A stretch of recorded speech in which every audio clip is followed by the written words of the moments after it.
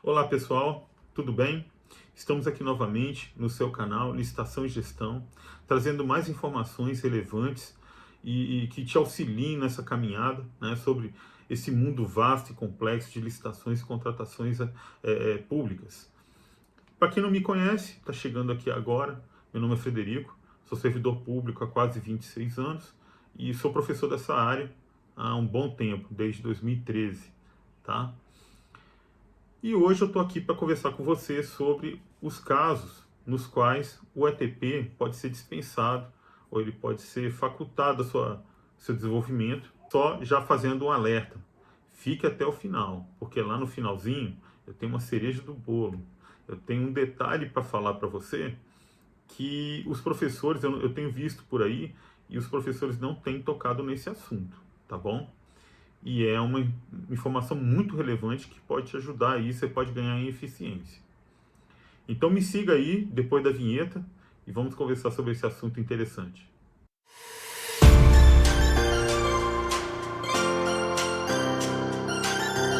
Como eu falei, hoje nós vamos falar sobre os casos nos quais você está dispensado de elaborar o estudo técnico preliminar.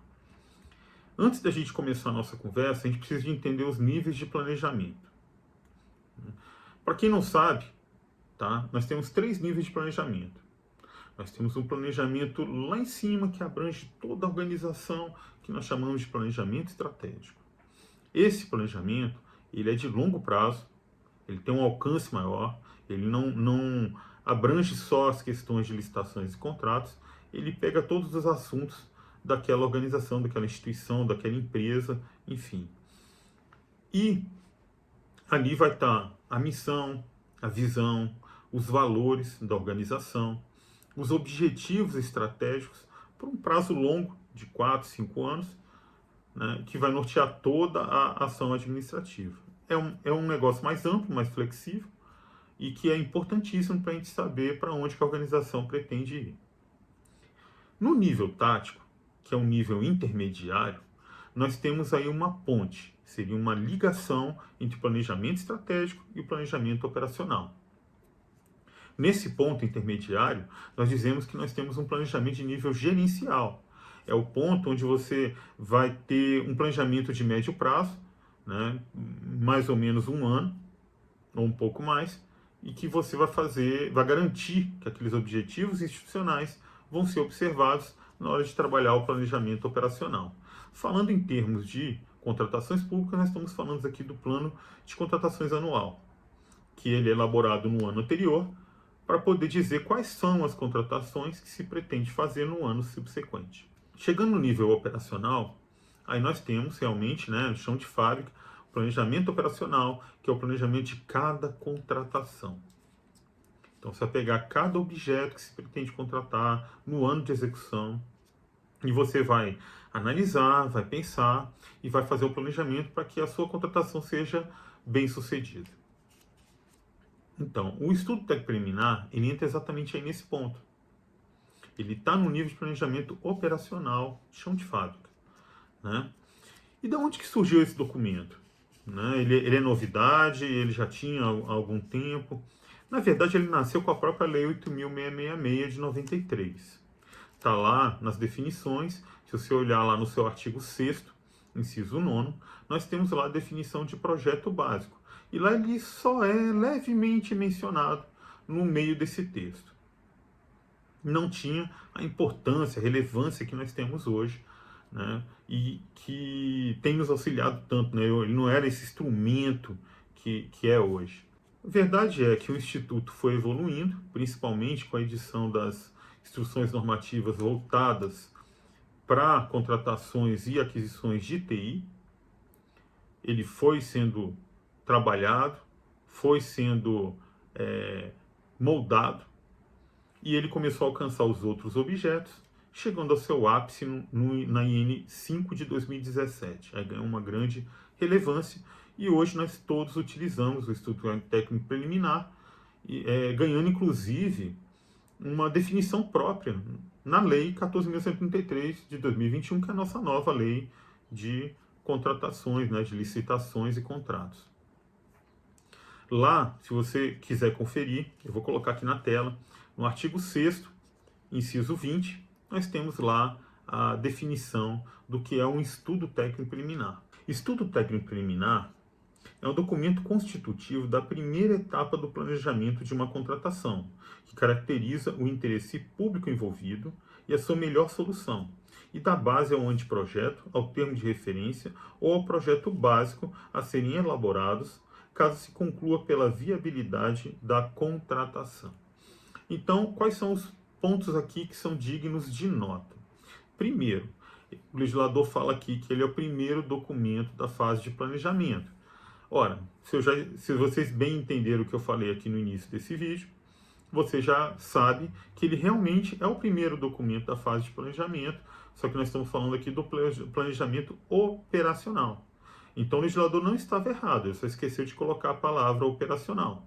Preste atenção nesse detalhe, tem muita gente boa que não entende isso, né, e que não se atentou para esse detalhe. Ele é o primeiro documento da fase de planejamento operacional.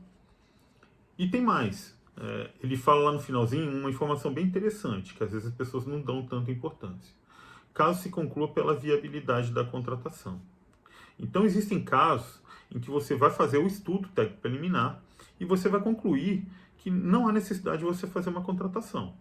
É o caso, por exemplo, quando eu estava trabalhando em outro órgão público e que lá nós tivemos que avaliar a instalação de painéis, televisores ou monitores, né? Monitores no saguão dos elevadores para poder levar informação para as pessoas enquanto elas estivessem esperando o elevador. Essa era a ideia, né, de estratégia de comunicação interna. E aí estava pensando em contratar uma empresa que fizesse todo o trabalho e viabilizasse a solução. Só que nós fizemos uma reunião com o pessoal da TI e chegamos à seguinte conclusão. O pessoal da TI falou para a gente, olha, nós temos alguns monitores de LCD que estão para doação, que a gente poderia retirá-los, a gente ia colocar para doação, mas aí a gente separa uns e coloca um em cada andar. Temos o cabeamento próprio, temos então quer dizer, o material a gente tem. E temos também o pessoal técnico que consegue viabilizar a transmissão das informações para esses monitores, principalmente puxando a intranet. Então a gente concluiu que não seria mais necessário fazer qualquer contratação e seguimos com uma solução caseira, né, que está plenamente alinhada com a questão da sustentabilidade, ou seja, nós tivemos um consumo sustentável, responsável. Isso é muito bonito. Isso aí também mostra claramente para que serve o ETP. Já indo logo para o regulamento, hoje, do governo federal, que é a IN 58 de 2022, lá no artigo 6º mostra claramente isso. É um documento que vai confrontar o problema que você está enfrentando com as possíveis soluções e analisar qual é a melhor solução que vai para poder atender aquela necessidade pública. Então, é para isso que serve o ETP, para esse tipo de reflexão. E, antes de mais nada, né, também é importante levantar aqui que nós temos hoje, em vigor, 2 regulamentos infralegais. Nós temos a IN 40, de 2020, que foi um ano antes da nova lei de licitações, que ela serve para quê? Para você trabalhar o ETP com base na legislação antiga que ainda está vigente, tá, gente? Vai acabar só dia 30 de dezembro de 2023, deste ano.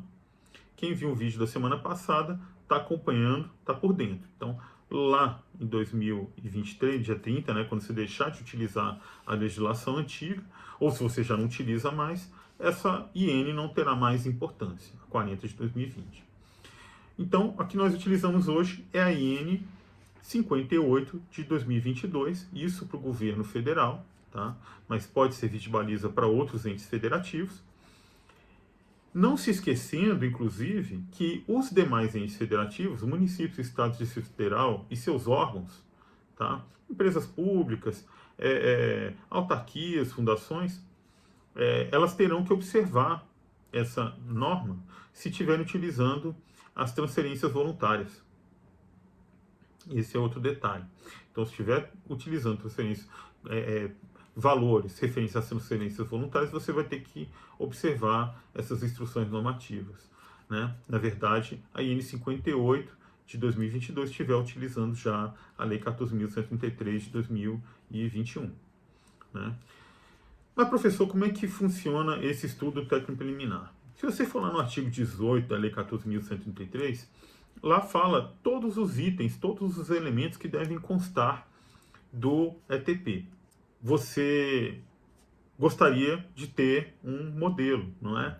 Ajuda bastante. Essa aqui é a verdade, principalmente se ele for padronizado para todo mundo. Isso é possível. Se você for lá no artigo 19 da mesma lei, fala lá que você pode padronizar esses documentos, esses instrumentos de planejamento e outros, inclusive, né?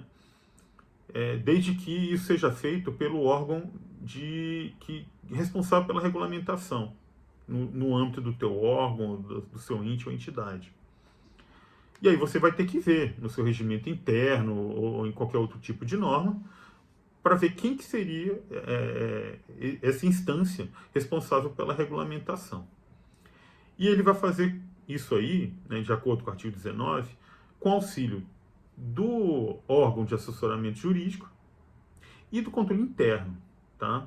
Não se esqueça de órgão de controle interno, que ali fala claramente isso. Tem muito órgão de controle interno que se exime desse tipo de trabalho, de estar próximo do gestor. Ele quer só ficar longe e punir. Não é assim. O controle se faz a priori, concomitante a posteriori, né? E a lei deixa isso aí bem claro. O controle interno tem que estar próximo para evitar desvios e problemas. Elaborado esses modelos, né, e você instituindo eles aí no âmbito da sua entidade, do seu órgão, você passa a usar esses modelos. Bom, nós sabemos que a AGU tem desenvolvido vários modelos de documentos aí para poder padronizar e auxiliar o servidor público a poder trabalhar com maior eficiência e de forma mais fácil. Mas se você entrar lá na internet e pesquisar, você vai ver que dentre os modelos da AGU não tem ETP. Por que que não tem? Porque desde a IN 40 que o Executivo Federal já trabalha com o ETP digital. Então já tem um formulário eletrônico lá dentro. E se você é de outro ente federado, e já usa o Compras.gov, então você já entra lá e já faz o seu ETP lá dentro. Já tem lá um esqueletinho. Fica muito mais fácil de trabalhar, né? E aí se você ainda utiliza o SEI como ferramenta de documentos e processos eletrônicos, você depois que elabora o ETP lá no Compras.gov, você salva ele em PDF e junta no teu processo. Muito fácil, muito rápido, muito mais tranquilo. Beleza? Então vamos prosseguir aqui e vamos chegar agora no cerne da questão. O ETP, na verdade, ele é obrigatório para todos os casos. As exceções é o que nós vamos tratar aqui nesse vídeo. E as exceções, via de regra, estão lá no artigo 14 da Instrução Normativa número 58 de 2022. Existem dois incisos lá nesse artigo 14. O primeiro, ele fala quando o ETP ele tem sua elaboração feita de forma facultativa. Então o gestor pode escolher se quer fazer ou não quer fazer. Quais são esses casos de elaboração facultativa? O primeiro caso é quando nós temos a dispensa em razão do valor. Onde é que está isso, professor? Lá no artigo 75, incisos 1º e 2º da Lei 14.133 de 2021. No inciso 1º, ele vai falar quando a gente faz contratação de obras, serviço de engenharia e manutenção de veículos automotores. Hoje, o valor atualizado está em torno de 114 mil e uns quebrados. No caso do inciso 2º, nós estamos falando de outros serviços e aquisições em geral. Aí, o limite é outro. Hoje, está em 57 mil e uns quebrados. Eu vou colocar na tela aqui, existe um decreto que sai todo final de ano e que atualiza esse valor, né? Vou colocar, inclusive, aqui na tela qual que é o número do decreto do último que está referenciando, está trazendo esses valores atualizados pelo IPCA-E. Quais são os outros casos nos quais a elaboração do ETP é facultativa? Então, nós temos lá ainda as figuras dos incisos 7 e 8 do artigo 75 da Lei 14.133, O sétimo, ele traz lá casos de guerra, estado de sítio, estado de defesa e por aí vai. Né? São casos problemáticos que você não consegue ficar parando para ficar elaborando uma coisa mais refinada, parando, pensando, você não tem tempo. Né? E no oitavo, nós falamos de calamidade pública e emergência. Também é a mesma situação. E por último, nós ainda temos uma última situação na qual a elaboração do ETP é facultativa, que é o que está lá no artigo 90, parágrafo 7º da Lei 14.133. Lá nesse artigo, ele fala da contratação de remanescente. Como é que funciona isso, professor? Bom, para você que ainda não trabalha com licitações, ou trabalha há pouco tempo e não conhece, vamos dizer que você fez uma licitação e você terminou, teve uma empresa que se sagrou vencedora do certame, e essa empresa não assinou o contrato, mas nem começou o serviço, ou começou o serviço e ela, pelas tantas, teve que parar, ou não deu conta, ou não tinha fôlego para continuar o serviço, estava com problema financeiro, enfim. Ou foi penalizada por alguma prática que é rechaçada pela legislação. E aí você tem uma solução ali na lei, que é você chamar os próximos colocados, né, que estavam lá na licitação, segundo, terceiro, quarto, assim, na ordem de classificação. Você vai consultando um por um, até chegar em um que atenda todos os requisitos de habilitação e tudo, e que aceite terminar o serviço nas mesmas condições do primeiro colocado, da proposta do primeiro colocado. E aí você vai chamar ele vai contratar um remanescente. Ué, para que eu vou elaborar um estudo técnico preliminar se eu já elaborei lá antes de abrir a licitação? Então, para que você vai fazer um novo estudo técnico preliminar? Não faz sentido, não é verdade? Esses são os casos de faculdade para o gestor, né? Mas existem também aqueles casos nos quais a elaboração da ETP ela é dispensada. E quais são esses casos? Está lá no inciso 2º do artigo 14 da IN 58 de 2022. Vamos aos casos. São aqueles casos enumerados no inciso 3º do artigo 75, que, grosso modo, são os casos de licitação deserta ou licitação fracassada. Professor, o que é isso? Vamos lá. Licitação deserta é quando você fez uma disputa, né, uma licitação, e não apareceu ninguém interessado. Então, essa aí é a licitação deserta. Licitação fracassada, fracasso, é quando você vai fazer a licitação e as empresas, todas as propostas não foram válidas. Elas estavam eivadas de algum tipo de vício. Ou então, quando os preços ofertados estavam manifestamente superiores àquele orçado pela administração pública. E aí você vai ter que rever isso, né? Bom, esses são os casos que é dispensável a elaboração do ETP. Agora nós vamos chegar na cereja do bolo. Para quem não sabe, no finalzinho do ano passado, em 2022, foi editada uma instrução normativa, foi a 98 de 2022, em dezembro, que recepcionou a IN 5 de 2017 para ser aplicada no âmbito da 14.133 de 2021. O que fala essa IN? Tá? Para quem não sabe, essa IN trata de prestação de serviço. Você vai contratar serviços com ou sem mão de obra residente. É disso que ela trata. É também do governo federal, tá? Presta atenção nisso. E o que tem de mais nessa IN? Bom, lá também traz algumas regrinhas. Lá no artigo 20, parágrafo 2º, ele fala em quais situações que você está dispensado de elaborar não só o ETP, mas também o mapa de riscos. Porque o seu comando fala bem assim, né? Com exceção do gerenciamento de risco da fase de fiscalização dos contratos, você está dispensado de elaborar, né, o estudo técnico preliminar, o mapa de risco, né? Aí ele fala, né? Então, vamos retroceder um pouco para você entender. Gerenciamento de risco, tá, é um trabalho executado durante a contratação e também depois da seleção do fornecedor, que você vai analisar os riscos envolvidos na contratação. Lá no artigo 26 fala quais são os momentos que você tem que trabalhar com gerenciamento de risco. E o documento que materializa o trabalho que foi desenvolvido se chama mapa de risco. E esse mapa de risco, de acordo com o artigo 26 da MERN, diz que ele tem que ser juntado em 4 momentos, né? Logo depois do ETP, depois da elaboração do termo de referência, né? Quando você seleciona o fornecedor, né? Ou seja, depois da licitação, e por último, né, durante a execução do contrato, da fiscalização do contrato, quando surgirem fatos relevantes. E aí você junta novos mapas de risco. É assim que fala lá. Então nós estamos falando lá do inciso 4º, que é a parte de fiscalização dos contratos. Tá? Mas voltando aqui.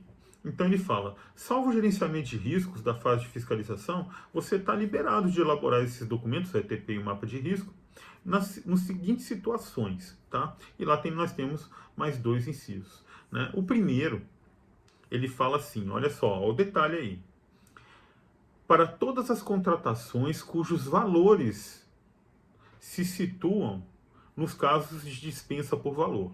Ele não fala bem de dispensa por valor, tá? Ele cita os incisos do artigo 24, inciso 1º e 2º do 24, lá da Lei 8.666, que trata exatamente desse assunto. Como nós estamos falando aqui da 14.133 já, então ao invés de usar esses artigos, esses incisos, nós vamos usar os mesmos incisos 1 e 2, mais do artigo 75 da nova lei. Então são aqueles valores que a gente já citou aqui no vídeo, né? 114 mil quebrados e 57 mil quebrados. Agora veja, ele não fala os casos de dispensa, não, ele fala os casos de contratação cujos valores se situem nesses limites. É assim que ele fala. Então, olha só o detalhezinho. Então, se você tiver uma contratação por inexigibilidade cujo valor se situe nesse limite, é dispensado a elaboração do ETP. A mesma coisa acontece se você for fazer uma licitação. Vou fazer uma licitação, por um acaso, né? Vou fazer a licitação pregão, a concorrência, e o valor é inferior àquele limite de dispensa. Então você vai, nesse caso, você está liberado de elaboração de ETP. Prosseguindo aqui, no inciso 2º ele fala qual é o outro caso. E aí nesse caso aí ele já está chovendo molhado. Na verdade, vamos dizer assim, eu entendo que o artigo 14, né, o pessoal que trabalhou na legislação infralegal federal, pegou o artigo 14, né, lá da IN 58 de 2022, e utilizou como parâmetro esse detalhe aqui da IN, porque ele fala exatamente naqueles casos dos incisos 8º e 7º do artigo 75, que é o quê? Guerra, estado de sítio, calamidade, força maior, essas coisas. Então, quer dizer, na verdade aí ele já está chovendo no molhado. Se você já estava seguindo o artigo 14 da IN 58, você já estava cumprindo o artigo 20, parágrafo 2º, inciso 2º da IN 5 de 2017, que foi recepcionada pela IN 98 de 2022. Lembrando, inclusive, que também nesse inciso 2º aí, tá, da IN 5, lá do parágrafo 2º da IN 5, também fala de quando você vai contratar o remanescente.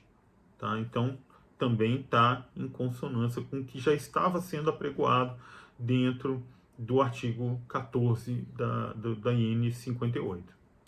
Gente, é muita norma infralegal, não é verdade? Eu espero ter sido claro aqui nesse vídeo. Eu espero não ter dado um nó na tua cabeça, tá bom? Então, esse é o detalhe. Mas lembrando, tá? Nesse caso da IN 5 de 2017, só serviço, tá? Com ou sem mão de obra. Beleza?